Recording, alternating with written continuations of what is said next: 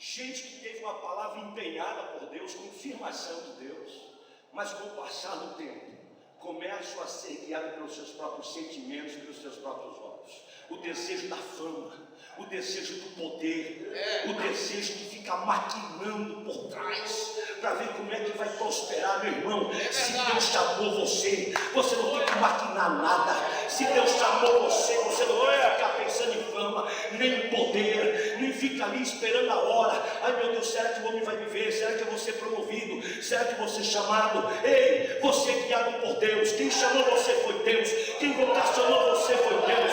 E se você estiver na direção de Deus, Deus vai fazer na tua vida o que Ele quer, na hora que Ele quer, e quando Ele bem entender, e ninguém tem nada a ver com isso. Portanto, descansa você no seu chamado de Deus, meu irmão. Sansão comprometeu o seu chamado por causa dos seus sentimentos. Deixou que os seus sentimentos, permitiu que os seus olhos comprometessem o seu chamado. O fracasso, a queda, não acontece do dia para a noite, é escadinha do fracasso.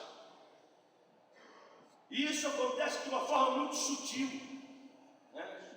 A grande questão aqui, eu sempre costumo dizer o seguinte: essa questão de sentimento, todos os dias eu acho que o líder tem que chegar em casa e perguntar: hoje, quem reinou quem?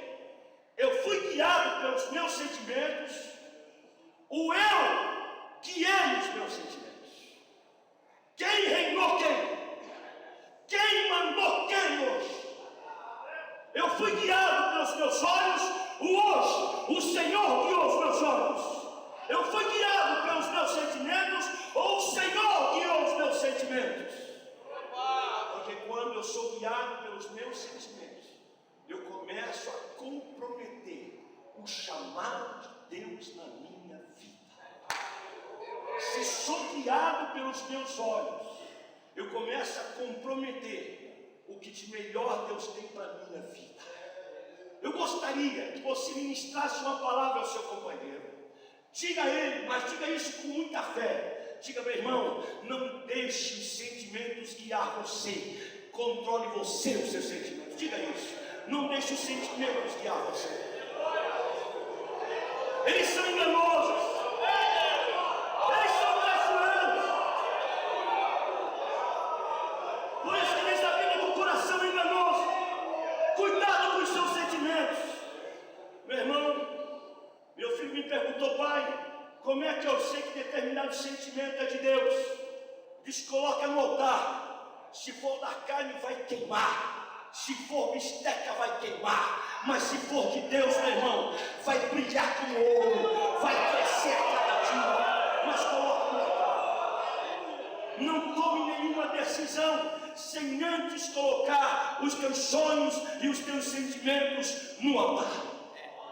É ali no altar que se define tudo. Se o sentimento é carne, é palha, queima. É madeira, queima. É feno, queima. Mas se é ouro, meu irmão, se é a vontade de Deus para a tua vida, vai crescer, vai crescer, vai se agigantar, e ninguém vai barrar o que Deus tem para a tua vida. Louvado seja Deus. Estou sentindo a presença do Senhor aqui nessa manhã.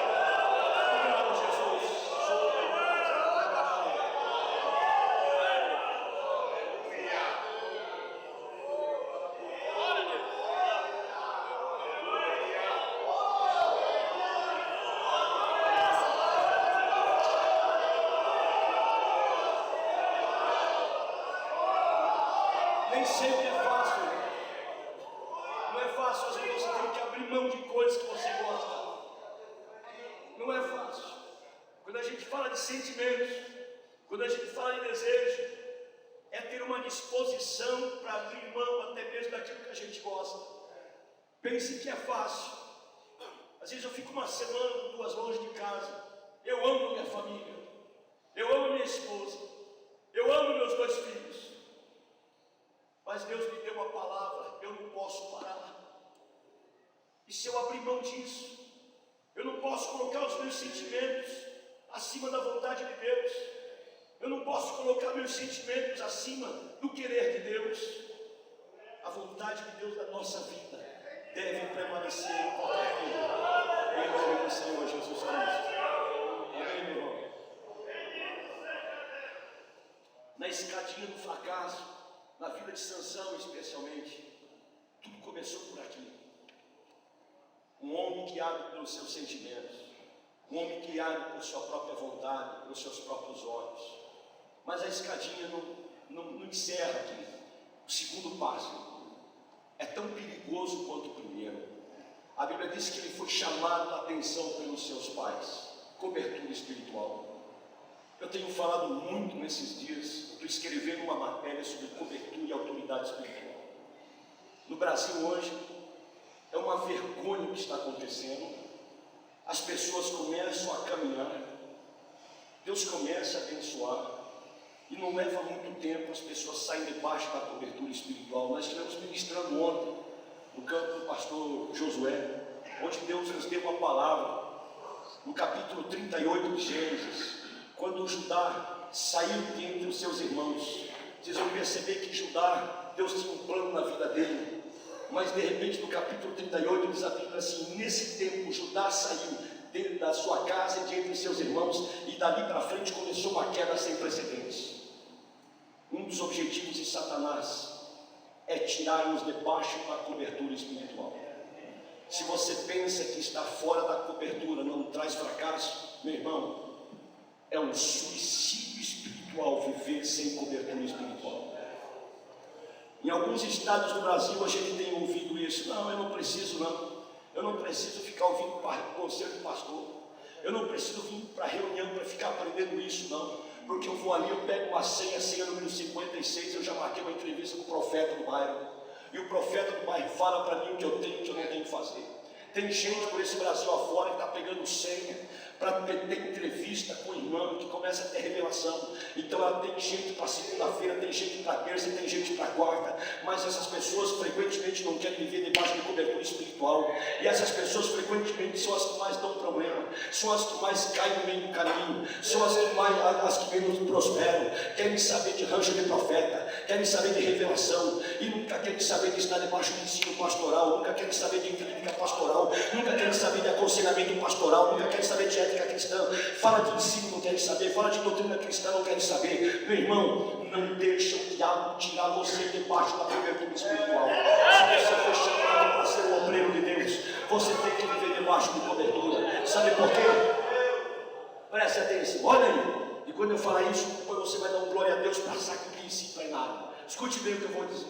Se Sansão tivesse se submetido à cobertura espiritual do seu pai, quando o seu pai lhe chamou a atenção, ele sabe o que ele devia ter feito? É verdade, pai, é verdade, eu nasci, eu sou nazireu, o que tenho eu que me envolver com um jugo desigual? Ele devia retroceder, porque a cobertura espiritual existe na tua vida, sabe por quê? Para te chamar a atenção, para te pôr no prumo, para te orientar, para te levantar, para te louvado seja Deus!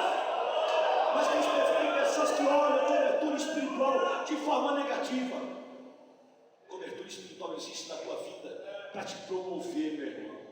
Não é para te abater, é para te promover. Fora da cobertura espiritual não há promoção, só há queda. Judá entrou em queda quando saiu debaixo da cobertura espiritual. Ló saiu debaixo da cobertura espiritual de Abrão, foi para o pecado. Sansão saiu debaixo da cobertura espiritual dos seus pais, foi para o buraco. Meu irmão, quer ser promovido, quer ser usado por Deus, esteja debaixo da cobertura espiritual. Esteja debaixo da cobertura espiritual. Amém, meu irmão? Diga comigo assim: Senhor Jesus, aconteça o que acontecer, em tempo e fora de tempo, eu em tempo algum sairei debaixo da cobertura pastoral. Isso é sério. Isso é sério. Glória a Deus.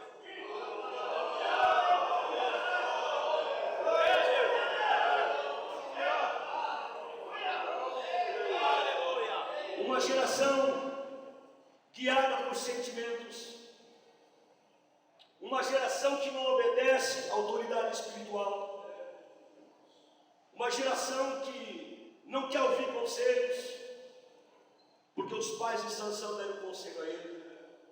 Uma geração que não quer saber de conselho, que é dono do seu nariz, que diz, encara o pastor e diz: Deus fala comigo e eu sei o que é certo. Meu irmão, se você está debaixo de cobertura espiritual, você deixa de ter razão, você tem que parar para ouvir, porque Deus tem algo para você nessa cobertura espiritual. Será que você está entendendo o que eu estou dizendo para você nesta manhã? Se você está entendendo, jogue as duas mãos para cima e dê glórias a Deus nessa manhã.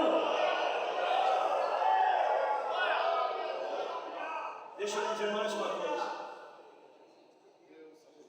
Se acontecer alguma coisa enquanto você estiver debaixo de cobertura, meu irmão, Satanás não terá domínio sobre você.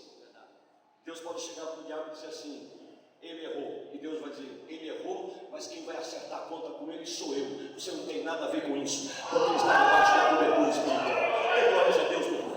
Agora, se você sai debaixo da cobertura, se você sai debaixo da cobertura, abre uma porta de acesso para demônio, e Deus perde a autoridade de interceder por tua vida.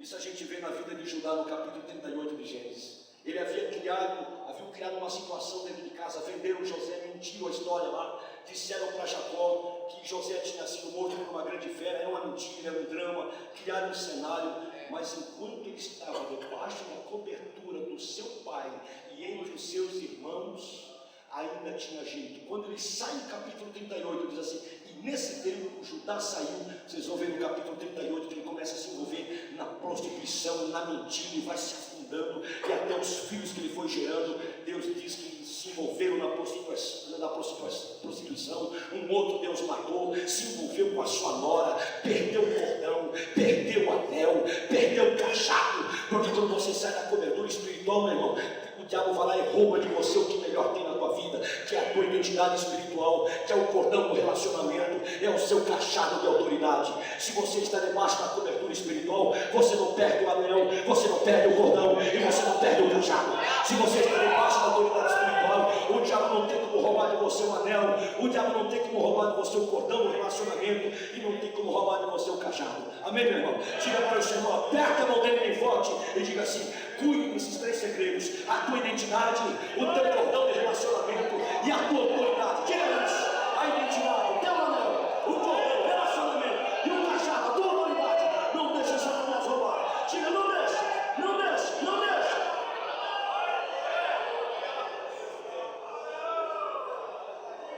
Estou terminando.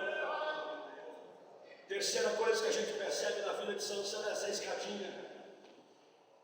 Uma geração guiada pelos seus sentimentos, uma geração que não quer viver debaixo de cobertura espiritual, uma geração que não quer ouvir conselhos, uma geração que facilmente quebra princípios.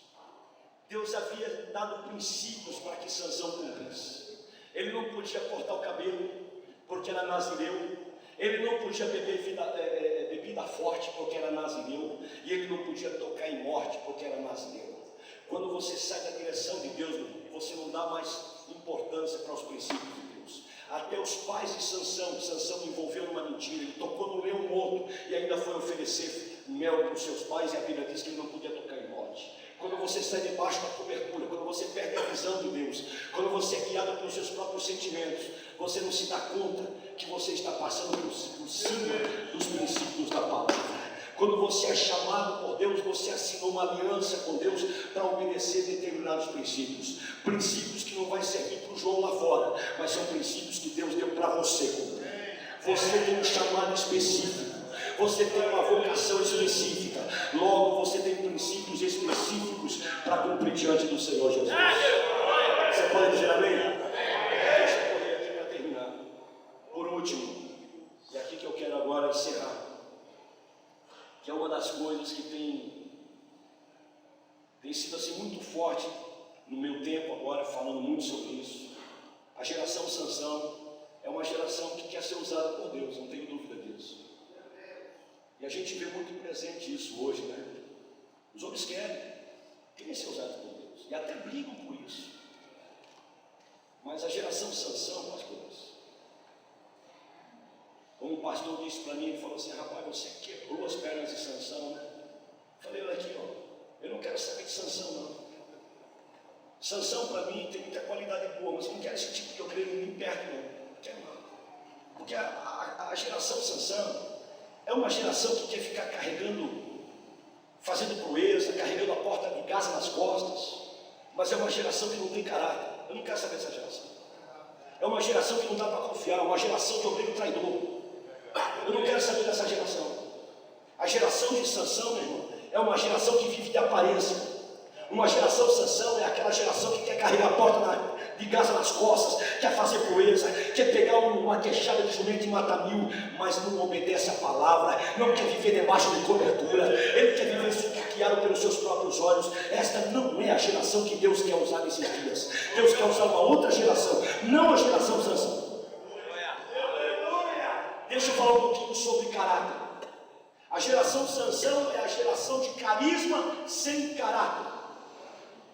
Diga para o seu irmão assim: a geração Sansão é uma geração de carisma, de espetáculo, de show, mas sem caráter. Diga: o que nós precisamos hoje é uma geração de caráter.